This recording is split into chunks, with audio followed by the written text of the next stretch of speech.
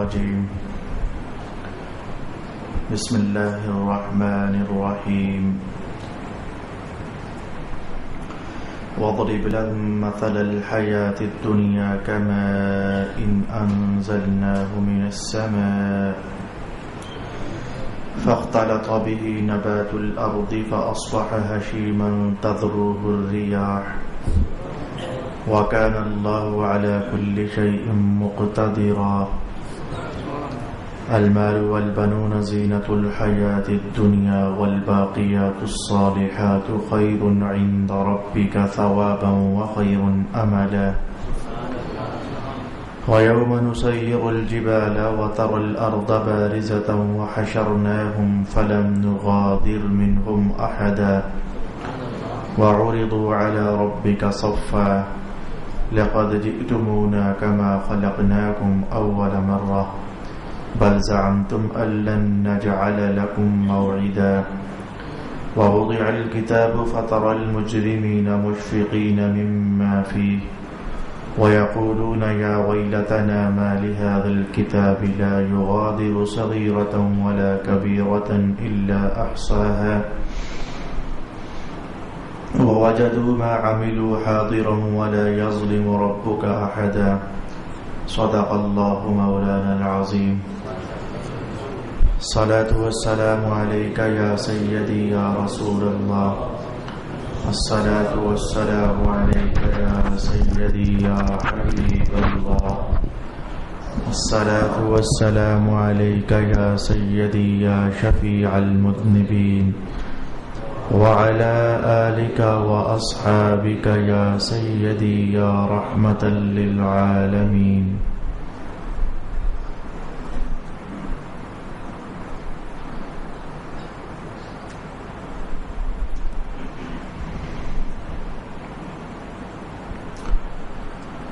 اور آپ ان کے سامنے دنیا کی زندگی کی مثال بیان کیجیے جو اس پانی کی مثل ہے جس کو ہم نے آسمان سے نازل کیا تو اس کے سبب سے زمین کا ملا جلا سبزہ پیدا ہوا، پھر وہ سوکھ کر چورا چورا ہو گیا جس کو ہوا اڑا دیتی ہے، اور اللہ ہر چیز پر قدرت رکھنے والا ہے۔ مال اور بیٹے دنیا کی زندگی کی زینت ہیں، اور باقی رہنے والی نیکیاں آپ کے رب کے پاس عزر ثواب اور امید کے بہت بہتر ہیں۔ اور جس دن ہم پہاڑوں کو چلائیں گے اور آپ زمین کو صاف میدان دیکھیں گے اور ہم ان سب کو جمع کریں گے، سو ہم ان میں سے کسی کو نہیں چھوڑیں گے، اور سب آپ کے رب کی بارگاہ میں صف بصف پیش کیے جائیں گے۔ بے شک تم ہمارے پاس اسی حالت میں آ گئے ہو جس طرح ہم نے تم کو پہلی بار پیدا کیا تھا، بلکہ تمہارا زعم یہ تھا کہ ہم تم سے ملاقات کا وقت مقرر ہی نہیں کریں گے، اور نامہ اعمال رکھ دیا جائے گا۔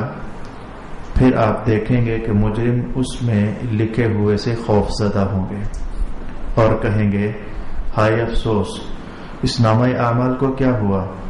اس نے نہ کوئی صغیرہ گناہ چھوڑا ہے نہ کبیرہ، مگر سب کا احاطہ کر لیا ہے، اور انہوں نے جو بھی عمل کیا تھا سب کو لکھا ہوا اپنے سامنے پائیں گے، اور آپ کا رب کسی پر ظلم نہیں کرتا۔ صدق اللہ مولانا العظیم۔ برادران دین و ملت، تلاوت کردہ آیات طیبات میں پہلی آیت میں اللہ تعالی نے ہم سب لوگوں کی زندگی کو ایک مثال دے کر سمجھایا ہے، اور اس آئینے میں میں بھی اپنی زندگی کے خد و خال دیکھ سکتا ہوں۔ قرآن حکیم کی بیان کی ہوئی اس مثال کے آئینے میں آپ لوگ بھی اپنی زندگی کے نقش و نگار کو دیکھ سکتے ہو۔ رب کائنات نے فرمایا کہ محبوب انہیں آپ بیان کر دیجئے، وَاضْرِبْ لَهُمْ، ان لوگوں کو بیان کر دیجئے، مثل الحیات الدنیا، دنیا کی زندگی کی مثال بالکل ایسے ہی ہے جیسے کہ اگلی آنے والی بات تو وہ اگلی آنے والی بات کیا ہے؟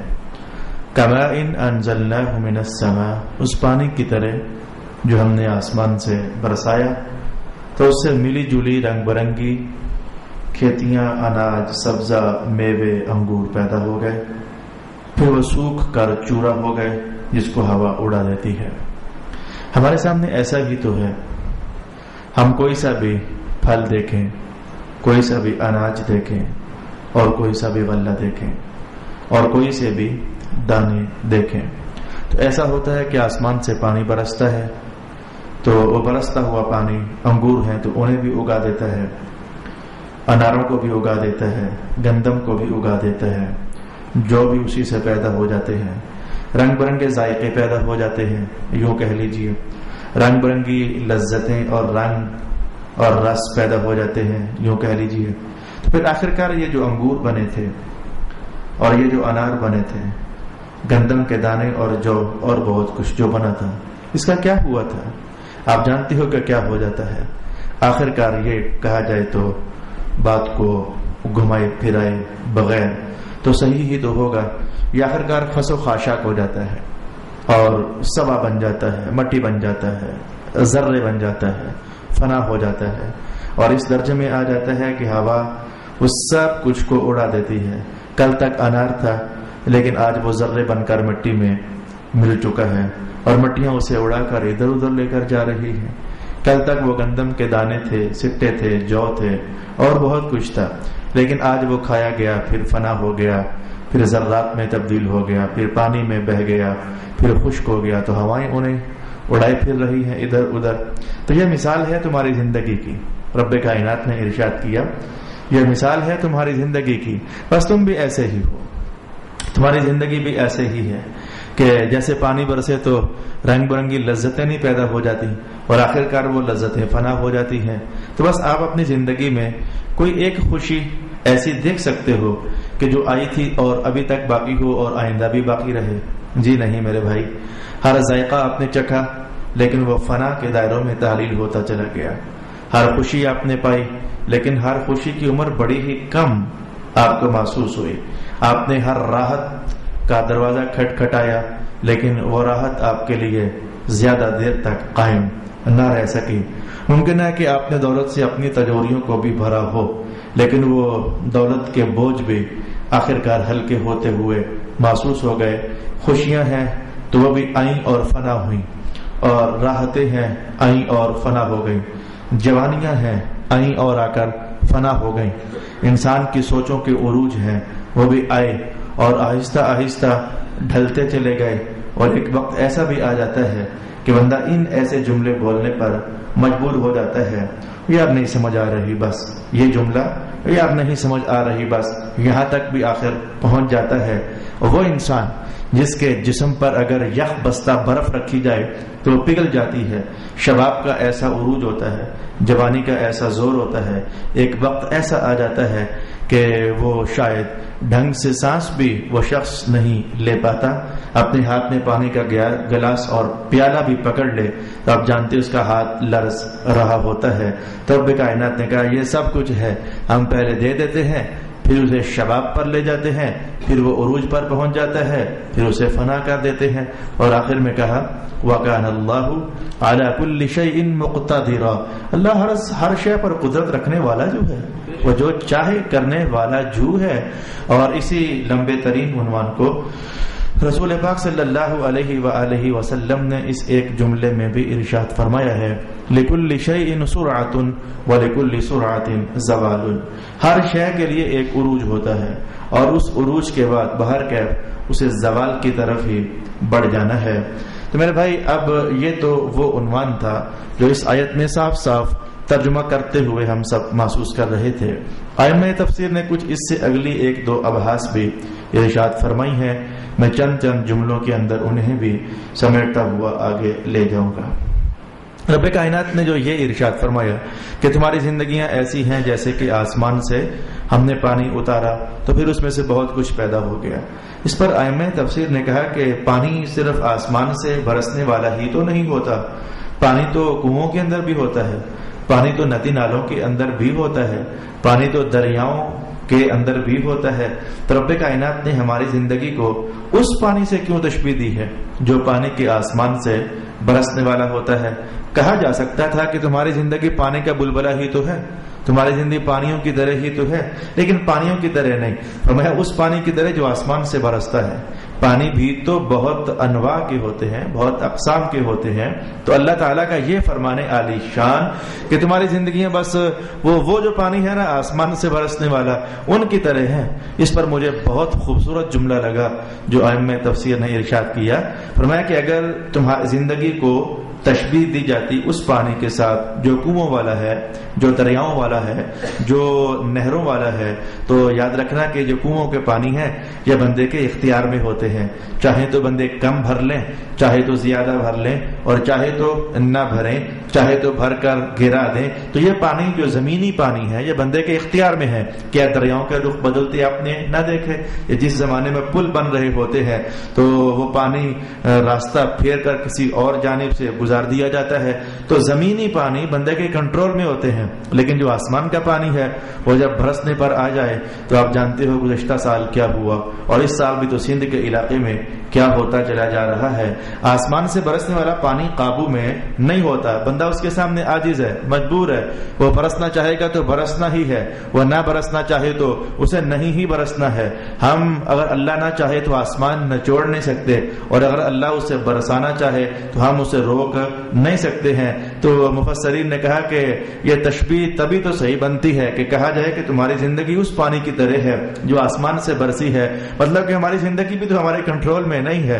ہم چاہیں بھی تو یہ زندگی کا گھومتا پہیہ روک تو نہیں سکتے نا، ہم چاہیں کہ ہمیشہ 40 سال کے رہیں، نہیں رکھ سکتے اپنے آپ کو ہمیشہ 40 سال کا۔ ہم چاہیں کہ ہم بڑے نہ ہو جائیں، ہم ایسا نہیں کر سکتے۔ ہم چاہیں کہ اپنے آپ کو موت کے منہ کی طرف جانے نہ دیں، ہم ایسا نہیں کر سکتے۔ ہم اپنی زندگی میں چاہیں کہ ہمیشہ خوشیاں ہی بھری رہیں، ہم ایسا نہیں کر سکتے، ہمارے بس میں نہیں ہے۔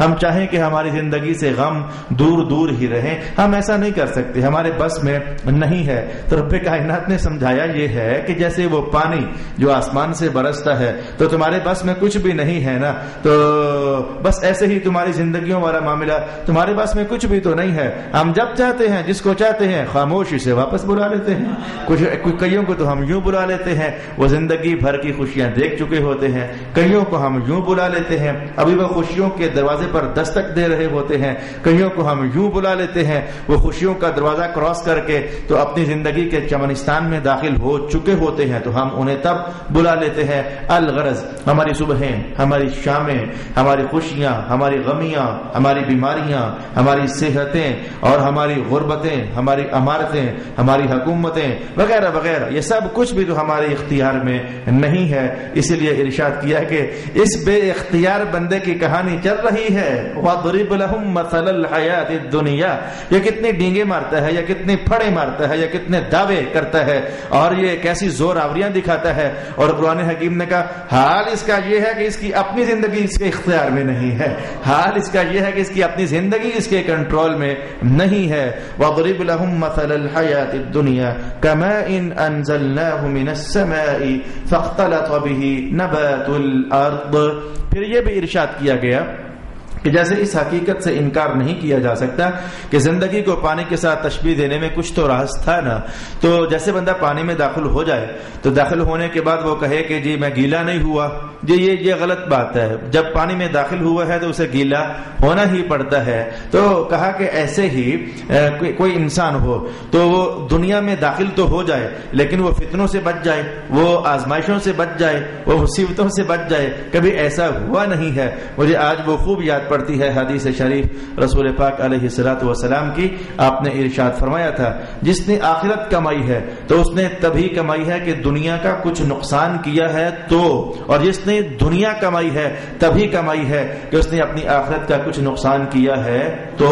دنیا خوب کمائی جائے اور آخرت بھی سلامت رہے، ایسا نہیں ہو سکتا۔ یہ دنیا کے جھمیلے، دنیا کے رولے، دنیا کے فتنے، دنیا کی آزمائشیں، دنیا کے بڑا سخت سا لفظ ہے یہ پنگے، یہ بندے کی آخرت کی روحانیت کو برباد کر کے گویا رکھ دیتے ہیں. تو رب کائنات نے کہا تمہاری مثال ایسے ہی ہے جیسے پانی کی. مانا یہ تھا کہ جیسے پانی میں داخل ہونے والا فتنوں سے بچ نہیں سکا ہے، ایسے ہی اس دنیا میں بس قدم رکھنے والا فتنوں سے بچ نہیں سکتا. اس کا پہلا فتنہ تو پہلے دن ہی سے اس کے ساتھ ٹکراؤ کر لیتا ہے. یہ میں نے کیا کہا کہ انسان اس دنیا میں پہلا سانس لیتا ہے تو ساتھ ہی پہلا فتنہ تو اسی دن اس کے ساتھ لگ جاتا ہے. میں آپ کو فوراً حدیث کے الفاظ کہوں گا تاکہ ذہن نشین ہو جائیں. یہ ہم بچے لوگ کل تک جب بچے تھے دنیا میں آئے تھے، ہم نے پہلا سانس جو لیا تھا تو ہماری ماؤں سے پوچھ کر دیکھو آپ، یا اگر آپ ابھی صاحب اولاد ہو تو آپ گھروں میں یہ جائزہ لیجئے کہ بچہ پیدا ہوتے ہی سب سے پہلے چھوٹی سی چیخ لگاتا ہے، وہ روتا ہے، آواز نکالتا ہے. اس آواز کے متعلق رسول پاک علیہ السلام نے فرمایا تھا کہ اصل میں شیطان اس کو کچوکا لگاتا ہے اور انگلی اس کی وکھیوں میں گویا کھبو دیتا ہے، جو کہ اعلان جنگ ہوتا ہے کہ چل بچے تیار ہو جا، جس دنیا میں تو قدم رکھ رہا ہے نا میری ڈیوٹی بھی ادھر ہی ہے اور تجھے چھوڑوں گا تو میں نہیں. تو یہ اسی دن سے انسان فتنوں میں داخل ہو گیا. آج کل میں مختلف جگہوں پر ایک درس چلا رہا ہوں. میرا ارادہ ہوتا ہے کہ کچھ اسباب ایسے ہوتے ہیں کہ جن کو جاننا تقریباً ہم سب مسلمانوں کے لیے ضروری ہے، اگرچہ سارا مذہب ہی ایسا ہے کہ ہم سب کو سارے کا سارا ہی جاننا ضروری ہوتا ہے، لیکن ترتیب میں جو آ جائے تو پھر میں کوشش کرتا ہوں انہیں بھی بتاؤں، انہیں بھی بتاؤں، انہیں بھی بتاؤں اور انہیں بھی بتاؤں. تو میں ایک آیت آج کل ذہن میں بار بار گونج بھی رہی ہے، بتا بھی رہا ہوں کہ یہ شیطانی فتنے یہ واقعی انسان کو نگل لینا چاہتے ہیں.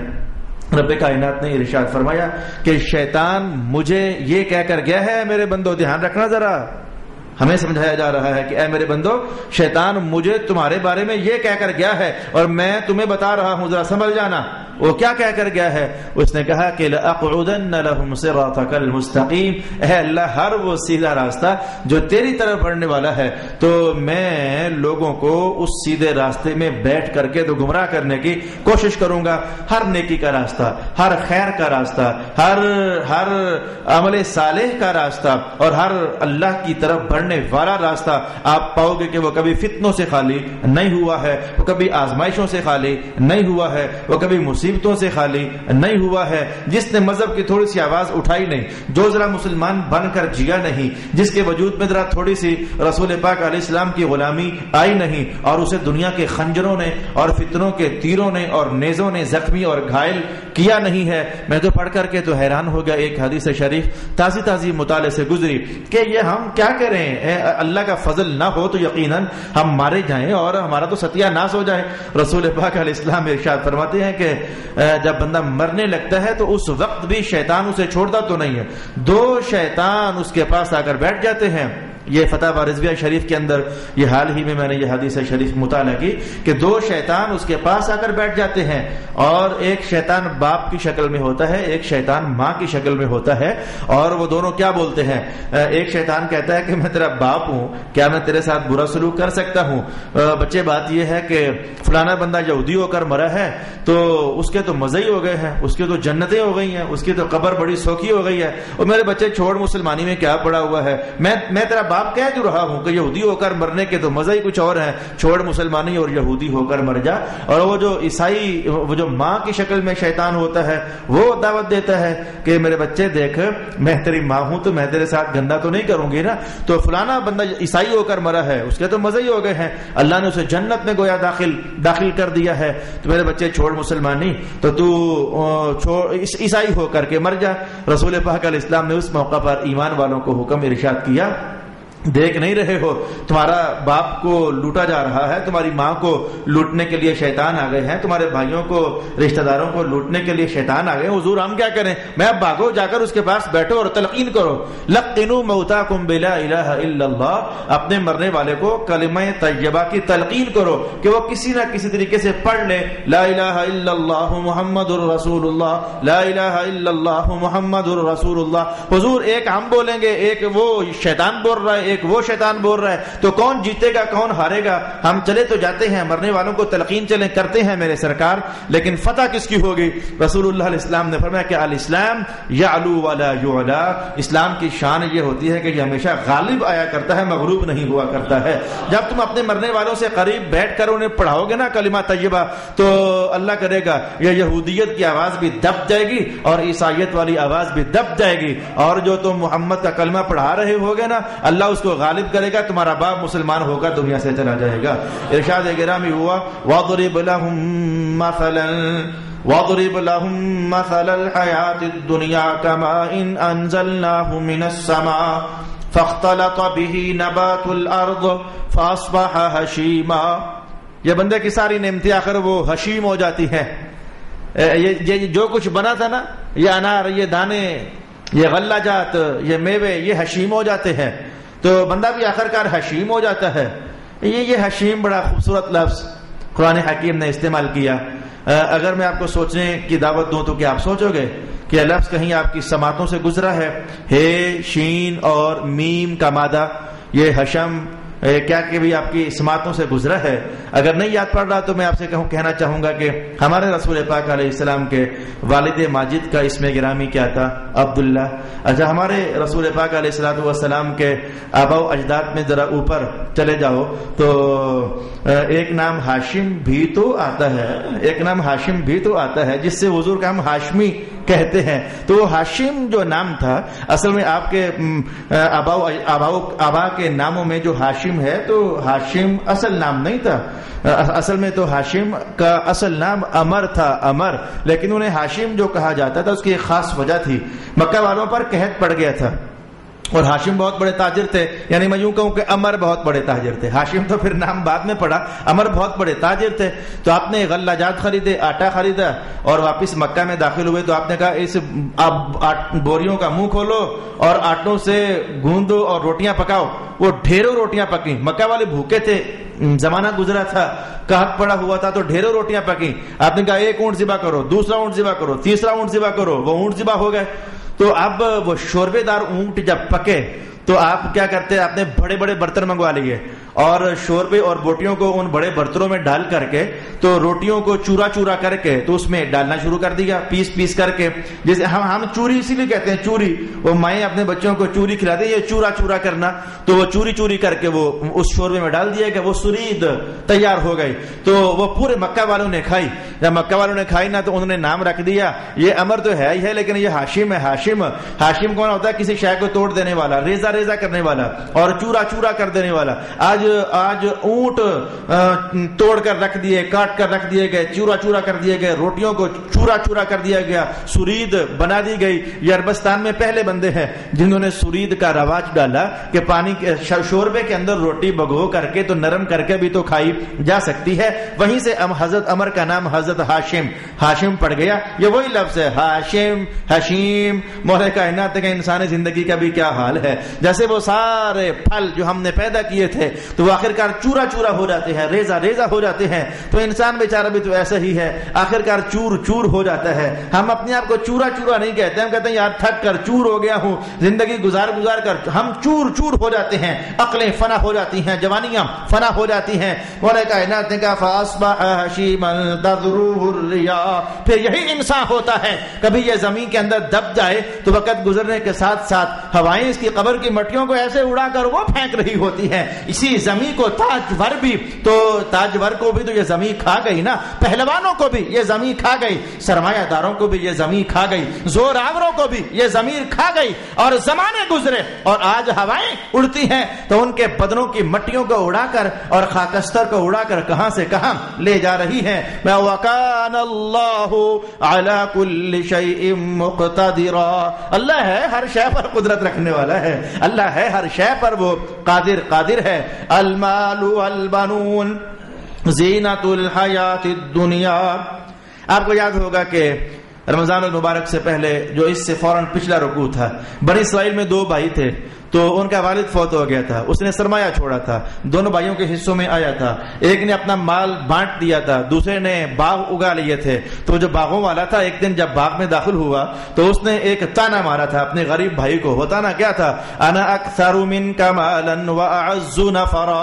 اگر الفاظ ذہن میں آ گئے، نہیں آئے تو میں نے دوہرا دیے. انا اکثر منک مالا واعز نفرا. او میرے بھائی دیکھ، تو نے اپنا مال بانٹ دیا، غریبوں کو دے دیا، کیا ملا تجھے؟ مجھے دیکھ، آج میرا مال بھی زیادہ ہے اور آج میرے اردا گرد بندے بھی زیادہ ہیں، میری اولاد زیادہ ہے، میرے بیٹے زیادہ ہیں، میرے دوست احباب زیادہ ہیں. اس نے وہ تانا مارا تھا اور اس غریب مسلمان نے آگے سے کیا کہا تھا؟ غم نہ کر، آج اگر مجھے اللہ نے اس حالت میں رکھا ہے تو میرا اللہ میری حالت بدلنے پر بھی تو قادر ہے نا، تو مجھے اٹھا کر ادھر کر دے اور تجھے اٹھا کر کے تو ادھر کر دے. یہ بالکل وہی تاریخ ہو گئی جو ایک بار حضرت امام اعظم ابو حنیفہ رحمۃ اللہ تعالی علیہ سے ایک کافر شخص نے مختلف سوالات کیے تھے. تو اس نے کہا تھا کہ اللہ سے پہلے کیا تھا؟ یہ میرا عنوان نہیں ہے، میرا عنوان کوئی اور ہے. اس نے کہا تھا اللہ سے پہلے کون ہوتا تھا؟ تو آپ نے کہا کہ گنتی آتی ہے؟ اس نے کہا ہاں جی آتی ہے. تو پوچھا بتا سکتے ہو کہ ایک سے پہلے کیا ہوتا ہے؟ اس نے کہا جی ایک سے پہلے تو کچھ نہیں ہوتا، میں بس اللہ ہی تھا، اللہ سے پہلے کچھ بھی نہیں تھا، پہلے کچھ تھا ہی نہیں، کچھ بھی نہیں تھا، بس اللہ ہی تھا، ہمیشہ اللہ ہی تھا، وہ تو ہکا بکا رہ گیا. اس نے کہا اچھا اگر یہ بات ہے تو اب مجھے بتاؤ کہ اس وقت اللہ کیا کر رہا ہے؟ میرا عنوان یہ ہے. اس نے کہا کہ بتاؤ کہ اس وقت اللہ کیا کر رہا ہے؟ آپ نے فرمایا کہ اس سوال کا جواب دینے کے لیے بادشاہ مجھے تھوڑی سی محنت کرنی پڑے گی. اس نے کہا کیا؟ کہا کہ آپ کو ذرا نیچے آ کر بیٹھنا پڑے گا، مجھے اوپر جا کر بیٹھنا پڑے گا، میں اوپر بیٹھوں گا تو میں جواب بتا سکوں گا، وغیرہ میں جواب نہیں بتا سکوں گا. اس بادشاہ نے کہا اچھا چل میں اپنا تخت تھوڑی دیر کے لیے تجھے دے دیتا ہوں، تو خود میں تیری جگہ آ جاتا ہوں. امام اعظم تخت پر جا بیٹھے، بادشاہ کو اٹھا کر نیچے بٹھا دیا. تو اس نے کہا اچھا اب بتا کہ اللہ کیا کر رہا ہے؟ میں یہی جو دیکھا نہیں ابھی، مجھے اٹھا کر تخت پر بٹھا دیا، تجھے تخت سے اٹھا کر نیچے بٹھا دیا ہے، یہی تو کر رہا ہے. اور اللہ کیا کر رہا ہے؟ میرے بھائی یہ اللہ کی شان ہے. اس نے کہا وَكَانَ اللَّهُ عَلَى كُلِّ شَيْءٍ مُقْتَدِرًا. وہ ہر شے پر قدرت رکھنے والا ہے، وہ جو چاہے کر دیتا ہے. اب اس جو چاہے کر دیتا ہے پر ہم سیکھنے لگیں اور بولنے لگیں اور سننے لگیں تو میرا خیال ہے کہ پھر کیا بچے گا؟ بہت کچھ ہمارا زمانہ آگے بیت جائے گا. تو میں نے کہا کہ اس نے کہا تھا دیکھ میرے بھائی اللہ تعالیٰ جو ہے وہ قادر ہے، مجھے ادھر سے اٹھا کر ادھر کر دے، تجھے ادھر سے اٹھا کر ادھر لے آئے. اب رب کائنات نے وہ بات کو باقاعدہ قرآن کا حصہ بنایا اور حصہ بنا کر کے کہا اچھا وہ دو بھائیوں میں سے تو جو سرمایہ دار تھا، تو نے تانا مارا تھا نا میرے پاس میرے بیٹے زیادہ تو میرے بندے زیادہ، میرے ارد گرد لوگوں کا ہجوم زیادہ تو میرا مال زیادہ. سن رب کائنات نے کیا ارشاد کیا؟ المال والبنون زینت الحیات الدنیا. یہ مال اور یہ بیٹے وہ یہ ادھر ہی کی زینت ہیں، یہ ادھر رہ جانے والے ہیں. اور اگلے الفاظ جو اس سے اگلی آیت میں آنے والے ہیں، ارشاد گرامی ہوا لقد جئتمونا کما خلقناکم اول مرۃ. ایک دن ایسا آنے والا ہے، ہمارا بلاوا آئے گا، ہمارے فرشتے آئیں گے تمہیں لینے کے لیے، اور جب تم ہمارے پاس آ جاؤ گے نا، ہم جب تمہیں سامنے کریں گے تو دیکھنا یہ سیم وہی حالت ہوگی جیسے ہم نے تمہیں پہلے دن پیدا نہیں کیا تھا. ننگ بڑنگ گڑنگ، بالکل ننگ بڑنگ تمہیں ہمارے سامنے میدان حشر میں آنا ہوگا. میدان حشر میں جب لوگ پہنچیں گے، نہ تن پر کوئی کپڑا ہوگا، نہ سر پر ٹوپی ہوگی، نہ کوئی جوتا پہنا ہوگا، کچھ بھی ایسا نہیں ہوگا. جس طرح خالی ہاتھ دنیا میں آئے تھے ایسے ہی ننگے پڑنگے ہم نے اللہ کے حضور واپس پہنچ جانا ہے. تو فرمایا کہ المال والبنون، یہ مال اور یہ بیٹے یہ دنیا کی زینت ہیں. اچھا میرے بھائی آج آپ کو بتاؤں کہ یہ مال یعنی روپے کو مال کیوں کہتے ہیں. آج میں آپ کو یہ بتاؤں کہ یہ روپے کو مال کیوں کہتے ہیں، یہ کرنسیز کو مال کیوں کہتے ہیں، یہ سونے کو مال کیوں کہتے ہیں، یہ چاندی کو مال کیوں کہتے ہیں. اس پر حضرت امام جلال الدین سیوطی نے الدر المنصور کے اندر ارشاد فرمایا کہ بعض اوقات مجھے ایک لفظ کہیں سے میسر ہو جائے تو میں اسے اٹھا کر کے تو آپ کے سامنے لے آتا ہوں. آپ فرماتے ہیں یہ جو آپ کہتے ہیں میری طبیعت مائل ہو رہی ہے، مائل ہو میلان یہ راغب ہو جانا، مائل ہو جانا، فرماتے ہیں یہ مال اور مائل یہ مادہ ایک ہی ہے، میلان یہ مادہ ایک ہی ہے. وہ جو روپیہ ہوتا ہے نا، جو بھی اسے دیکھتا ہے طبیعت بڑی مائل ہو جاتی ہے اس کی طرف. یہ سونے اور چاندی جو ہے ان کی طرف رغبتیں مائل ہو جاتی ہیں. ہر بندہ چاہتا ہے، لپکتا ہے کہ یہ مجھے میسر ہو جائے. تو قرآن حکیم نے اس شے کا نام ہی مال ڈال دیا. یہ ایسی شے ہے کہ جو بھی اسے دیکھے گا میلان کرنے لگ جائے گا، راغب اس کی طرف ہو جائے گا. میں المال والبنون زینت الحیات الدنیا، یہ مال اور یہ بیٹے دنیا کی زندگی کی زینت ہیں. والباقیات الصالحات، اور باقی رہنے والی تو صالحات ہیں. اللہ اکبر. قرآن حکیم نے ایسا لفظ استعمال کیا جس میں یہ معنی بھی دیکھا جا سکتا ہے، یہ معنی بھی دیکھا جا سکتا ہے، یہ معنی بھی دیکھا جا سکتا ہے. میں باقی رہنے والی تو وہ ہے جو باقی رہنے والی ہے. باقی رہنے والی یعنی پہلے کا یہ بیٹے مذکر کا صیغہ، اور اس کے بعد مؤنث کا صیغہ والباقیات، اور باقی رہنے والی قیامت تک وہ تو وہی ہیں جو باقی رہنے والی ہیں، صالحات ہیں. اس کی ایک تفسیر یہ بیان کی گئی کہ بیٹیاں، اس کی ایک تفسیر یہ بیان کی گئی کہ بیٹیاں، یہ بیٹے دنیا کی کھیچل ہیں، اور بیٹیاں جو یہ ہیں یہ آخرت کا مال ہیں.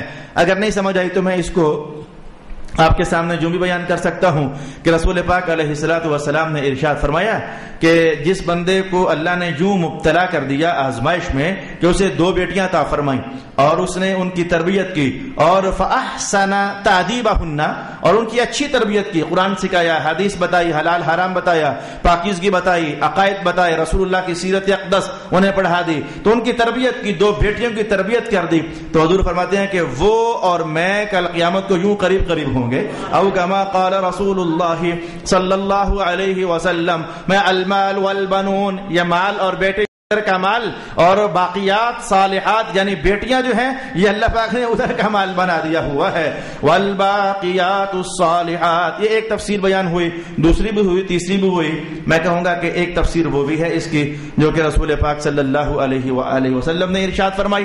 باقیات الصالحات کا ایک معنی اعمال صالحہ ہوئے، باقیات الصالحات کا ایک معنی 5 نمازیں ہوئیں، لیکن ایک تفسیر وہ ہے جو کہ خود سرکار دو عالم صلی اللہ علیہ وآلہ وسلم نے ارشاد فرمائی ہے.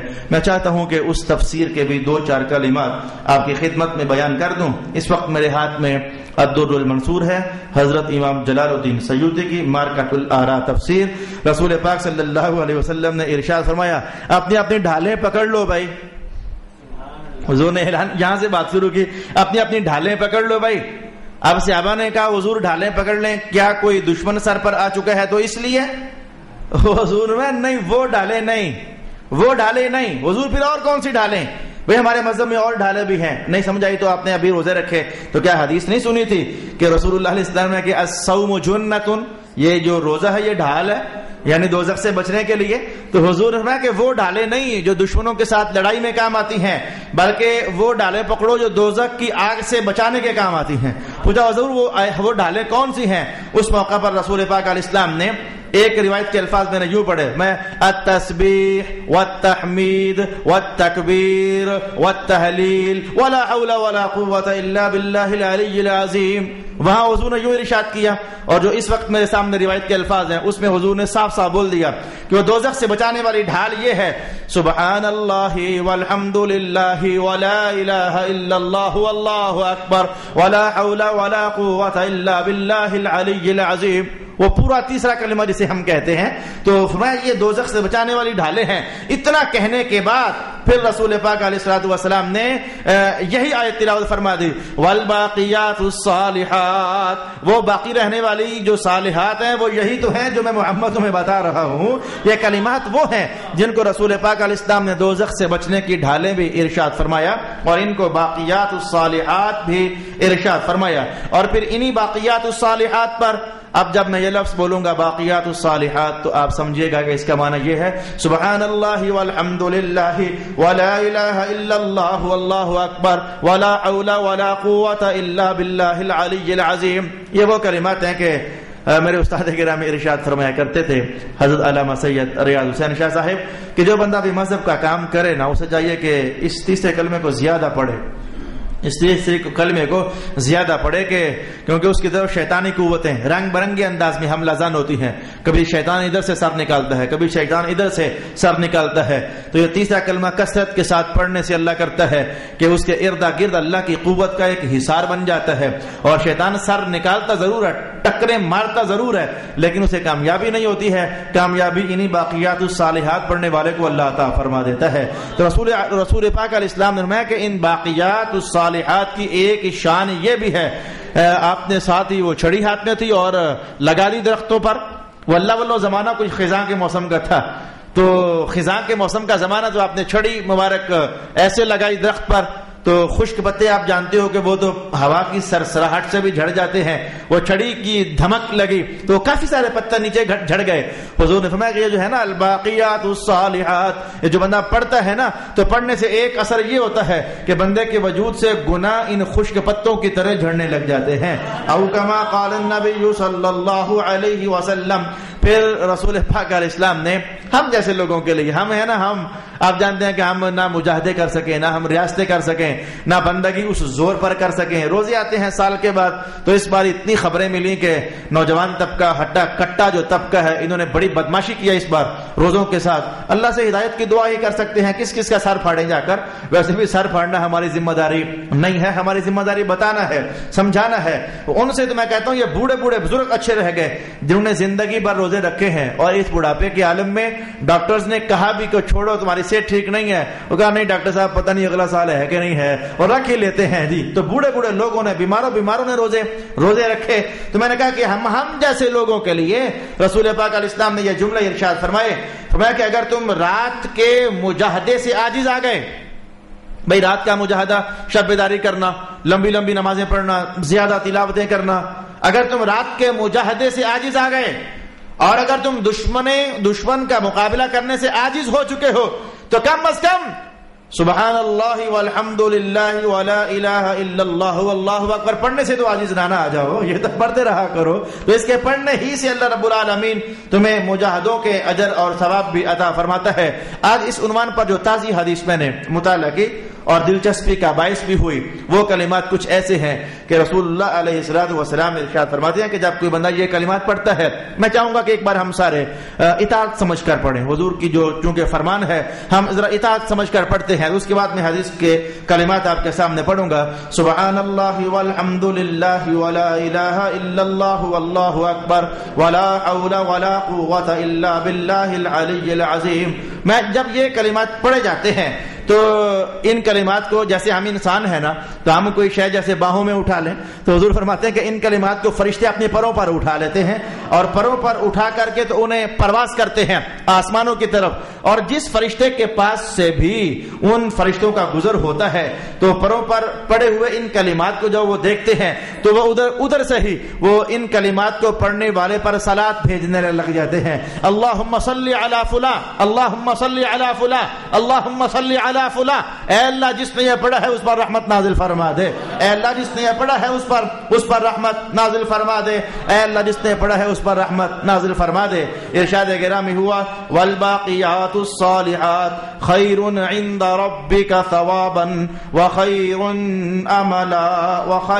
املا۔ یہ تیرے رب کے ہاں یہ امیدیں لگانے سے اور ثواب سے، یہ عذر ثواب کے، یہ بہت بہتر چیزیں ہیں جو تیرے رب کے ہاں محفوظ ہو جانے والی ہیں۔ وَيَوْمَ نُسَيِّرُ الْجِبَالَ وَتَرَى الْأَرْضَ بَارِزَةً، اور جس دن ہم پہاڑوں کو چلائیں گے اور آپ زمین کو صاف میدان کی طرح دیکھیں گے۔ یہ آج یہ اپس ڈاؤنز ہیں زمین پر، پوٹوہار میں دیکھو کہیں سے اونچی تو کہیں سے نیچی، اور پہاڑ ہیں تو پہاڑ والے اونچے، ہم لوگ نیچے، لیکن حضور فرماتے ہیں قیامت والے دن یہ سب کچھ برابر ہو جائے گا، اتنا برابر کہ سرکار دو عالم علیہ السلام نے فرمایا کہ رائی کا ایک دانہ زمین کے اس کنارے پر اگر رکھا جائے اور زمین کے اس کنارے سے اگر تم دیکھنا چاہو، آنکھ سے، بندہ آنکھ سے دیکھتا ہے نا شے، تو اگر زمین کے اس کنارے سے تم اس رائی کے دانے کو دیکھنا چاہو نا تو لاکھوں میل پر ہونے کے باوجود یہ زمین اتنی پدری ہو جائے گی کہ وہ ادھر سے رکھا ہوا دانا تمہیں ادھر سے بھی نظر آنے لگ جائے گا۔ وَتَرَى الْأَرْضَ بَارِزَةً، یہ جو علماء نحو پڑھنے والے ہیں وہ جو پڑھتے ہو نا ضمیر مستتر اور ضمیر بارز، یہ بارز بروز یہ وہی لفظ ہے، بارزہ یہ بالکل واضح ہو جانا، ضمیر چھپی ہو تو اسے مستتر کہہ دیتے ہیں، اور اگر سامنے پڑی ہو تو اسے بارز کے ساتھ تعبیر کر دیتے ہیں۔ وَحَشَرْنَاهُمْ، اور ہم ان سب کو جمع کر دیں گے، فَلَمْ نُغَادِرْ مِنْهُمْ أَحَدًا، اور کسی کو بھی نہیں چھوڑیں گے، سب کو بلائیں گے قیامت کے میدان میں، ہم سب کو بلائیں گے۔ وَعُرِضُوا عَلَى رَبِّكَ صَفًّا، سب لوگ ایک زمانہ، یہ قیامت کی مختلف تصویریں ہیں، ایک تصویر وہ ہے جو 30ویں سپارے میں بیان ہوئی، یوم یکون الناس کالفراش المبثوث، قیامت والا دن انسان سارے پتنگوں کی طرح ادھر ادھر ادھر ادھر ادھر، جیسے برسات کے موسم میں پتنگیں اڑ کر ایک کیفیت وہ بیان ہوئی، اور ایک کیفیت یہ ہے وَعُرِضُوا عَلَىٰ رَبِّكَ صَفًّا، سب لوگ اللہ کے حضور صفے بنا کر کھڑے ہو جائیں گے. تو اسی طرف حضور نے بھی ارشاد کیا کل 120 صفے ہیں تو 80 تو میری امت کی ہو جائیں گی. یہ صفے بنا کر کھڑا ہونا، اچھا تو ارشاد گرامی ہوا کہ یہ صفے بن جائیں گی. وہ قیامت کے دن کی اول کی کیفیت ہے، جب قبروں سے نکلیں گے تو ہوش بھولے ہوئے ہوں گے، کہاں سے اٹھے، کیوں اٹھے، کہاں جانا ہے. تو 25,000 سال کا زمانہ پتنگوں کی طرح ہو جائے گا.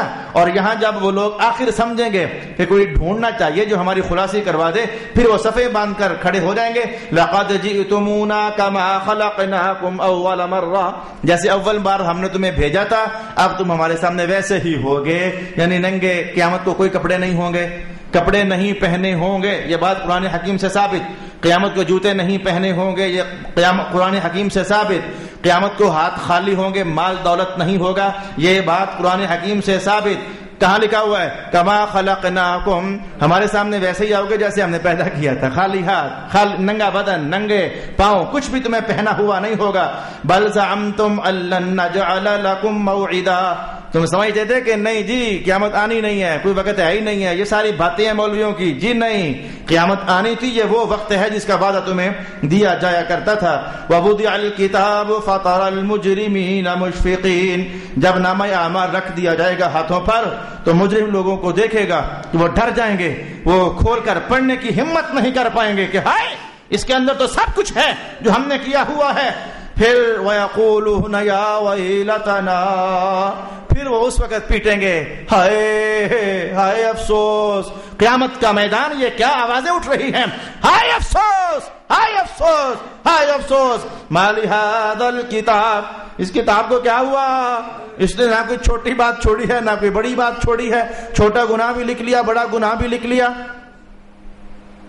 آج دن کو میں نڈالی ایک درس سے حدیث دے رہا تھا عصر کی نماز سے کچھ پہلے، تو وہاں میں ایک حدیث پاک کے الفاظ، میرا وقت میں اجازت ہے ابھی، تو ایک حدیث کے الفاظ میں نے بیان کیے کہ حضرت عبداللہ ابن مسعود فرماتے ہیں کہ میں نے رسول پاک علیہ السلام سے پوچھا حضور قبر میں سب سے پہلے کس سے ملاقات ہوتی ہے؟ تو حضور نے کہا کہ عبداللہ یہ سوال وہ ہے جو آج سے پہلے تجھ سے پہلے کسی نے پوچھا ہی نہیں ہے.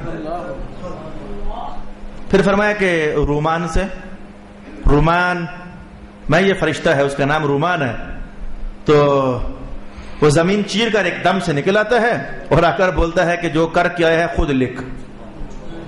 اللہ نے جو لکھوایا وہ تو ہے، فرشتوں نے جو لکھوایا وہ تو ہے، خود بھی لکھ. کل کو تو یہ نہ کہہ سکے مولانا فرشتوں نے غلطی کی ہے، ڈنڈی ماری ہے، جھوٹ موٹ نہ، تو خود لکھ. وہ بندہ کہتا ہے جی میرے پاس تو کاغذ نہیں ہے، دوات نہیں ہے، سیاہی نہیں ہے، قلم نہیں ہے، کیسے لکھوں؟ حضور رحمت عالم فرماتے ہیں فرشتہ اس کے کفن کا ایک پیس کاٹ کر اس کے ہاتھ میں دے دیتا ہے، لکھ اس پر، یہ کاغذ ہے تیرا، اور اپنا لعاب دہن استعمال کر اور اپنی انگلی استعمال کر، لکھ. ویسے میں حدیث تو آگے لے جاؤں گا. جاننا چاہیے کہ اہل سنت کا عقیدہ اچھا ہے کہ مرنے کے بعد ایک نئی زندگی ہے صحیح، یہ ماننا چاہیے، ایک زندگی ہے صحیح، وہ اس طرح کی نہیں ہے صحیح، تبھی تو باتیں ہو رہی ہیں. اسے کہا جائے لکھ، وہ بولتا ہے کاغذ ہی نہیں ہے، میں ابھی تجھے کاغذ دیتے ہیں. پھر اسے کہا جاتا ہے لعاب دہن، یہ تیری سیاہی ہے، یہ انگلی، یہ تیرا قلم ہے، لکھ. بندہ سارا کچھ لکھتا ہے. تو قبر میں عقل کام کرتی ہے، اس حدیث سے میں یہ بھی ثابت کرنا چاہوں گا. زندگی بھر جو بندے نے کیا اس کے ذہن میں آئے گا، یہ سارا کچھ بندہ لکھتا ہے. تو لکھ کر کے تو وہ فرشتے کو تھماتا ہے. اب حدیث کے الفاظ یہ ہیں کہ فرشتہ جو ہے وہ اس لکھے ہوئے کو وہ ہار کی طرح نہ بندے کے گلے میں لٹکا دیتا ہے. اور پھر حضور رحمت عالم نے اس تصویر کو بیان کرنے کے لیے کہ یہ بات بلا کہاں ہے، میرے حضور نے قرآن پڑھ دیا، یعنی یہ بات قرآن حکیم میں لکھی ہوئی ہے. اور وہ آیت کیا تھی؟ ارشاد گرامی ہوا وَكُلَّ إِنسَانٍ أَلْزَمْنَاهُ طَائِرَهُ فِي عُنُقِهِ، ہم نے ہر انسان کا نام اعمال اس کے گلے میں لٹکا دیا ہوا ہے. اب اب بندہ اب کہہ رہا ہے یا ویلتنا ما لهذا الكتاب لا يغادر صغيرة ولا كبيرة، اس نام اعمال کو کیا ہوا ہے؟ یہ نہ چھوٹا گناہ چھوڑا نہ بڑا چھوڑا، سارا لکھ دیا. رب کائنات گویا کہے گا کہ یہ ہم نے کب لکھا؟ یہ تو نے خود اپنی ہاتھوں سے لکھا ہوا ہے نا، یہ تیرے ہی ہاتھوں کا لکھا ہوا ہے جو تو نے کیا تھا قبر کے اندر، تو نے خود یہ تحریر کیا تھا. اور اب اس سے تو انکار کی گنجائش نہیں ہے. وَوَجَدُوا مَا عَمِلُوا حَاضِرًا، اور انہوں نے جو کچھ بھی کیا ہوگا سارا حاضر کر دیا جائے گا. وَلَا يَظْلِمُ رَبُّكَ أَحَدًا, اللہ کسی پر ظلم نہیں کرے گا. بندے نے جو کیا ہے حاضر ہو جائے گا, اسی کے اپنے ہاتھوں کا لکھا ہوا حاضر ہو جائے گا. تو اللہ تعالیٰ کسی پر ظلم نہیں کرتا ہے. صدق اللہ مولانا العظیم.